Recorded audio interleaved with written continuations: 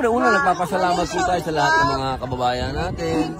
Nagaling po sila sa iba't ibang sulok ng Europa. Nagpunta po sila dito para magbigay ng suporta sa ating pong mahal na dating Pangulo, Rodrigo Roa Duterte. Opo, kami po nandito para makiisa po sa kanila sa pangalan po ng kapayapaan, pagkakaisa.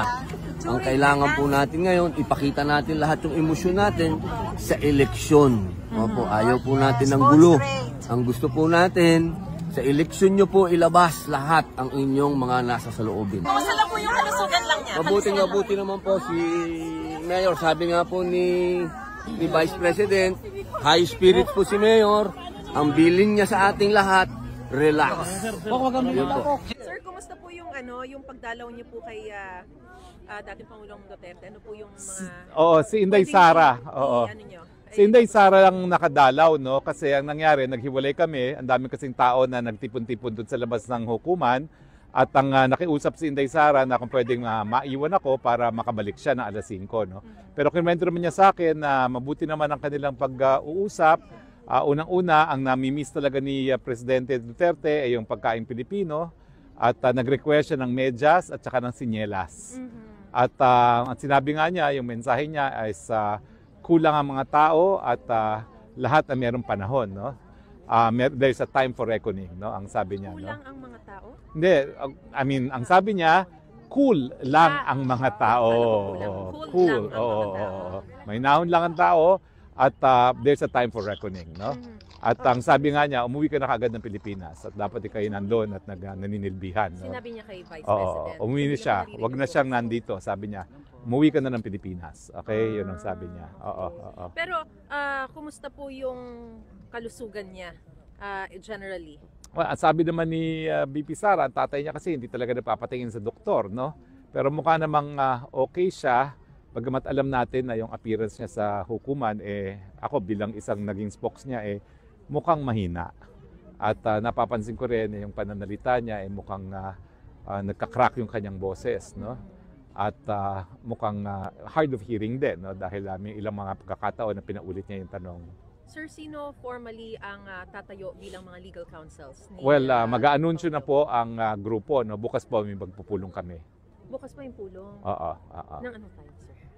Hindi ko lang alam kung ano pang time ang bukas, but I have confirmed kung sino yung lead counsel, no? So we have a lead counsel, there's a team. There's a team. Is he already formally hindi pa rin. Member? Hindi pa rin. The only one na na-recognize ang hukuman is si Attorney Bingbong Medaldea. Pero binanggit din sa sa ICC mismo si Attorney Kaufman. Hindi ko alam kasi hanggang ngayon wala pa rin kaming permiso to enter the detention facility, no? So hindi ko pa rin alam, but nagkausap kami ni Attorney Hoffman at nag-aantay pa rin kami. Okay. Anong response po ni Vice President Sara dun sa sinabi ni Pangulong Duterte na dapat umuwi na siya? Sabi naman niya, uwi siya, nag-aantay lang siya ng karelyebo kasi walang next of kin dito kung siya uuwi na. So when is Congressman Pulong coming? Nag-aantay kasi sila na magkaroon ng Schengen visa, yan ang problema. Kaya lang naka-visa si Vice President ay sinamahan niya anak niyang manood ng Taylor Swift dito sa Munich. Kaya meron siyang, so happy na meron siyang visa. Sino yung sila? Si I think the family. and the mayor? The family, I think, has a visa. Si husband niya, husband niya at saka yung daughter niya. Okay. Pero yung mga kumukuha ng visa, lahat ng pamilya ay nag-a-apply ngayon ng Schengen visa. Even si Mayor Baste, lahat ng magkakapatid. Si Kitty and Anilet. Yes. Oo. So in the meantime, na wala pa yung karelyebo, sino yung tatayong OIC ng Office of the Vice President? Well, wala namang OIC ng Office of the Vice President, no? So yun nga po. So okay, wala namang ganun, wala namang ganun because she functions as Vice President wherever she is. And then yung preparations for the impeachment, will it be halted? Hindi naman, ibang legal team naman yun. Okay. Tapos, sir, ano na lang ang asahan natin sa inyong legal na hakbay? Susunod na ang masasabi ko lang po is, nakaplano na po lahat yan. In fact, ako naghahanda na kami ni VP Sara, isang taon nang nakakalipas. Okay? And everything that we expected to happen, in fact, happened. So, meron kaming contingency for everything that has happened. No? So, you were expecting this to happen? I have been expecting this for the past 3 years. Of course, medyo minority view ako dahil marami nagsasabing imposible mangyari yan dahil sinasabi nga ni Presidente Marcos na hindi siya makipagtulungan. I never believed him, not even for 1 second. Meron Never. kayong, okay. Meron kayong gusto nyong kumbaga, hindi nyo nahihintayin yung September 23?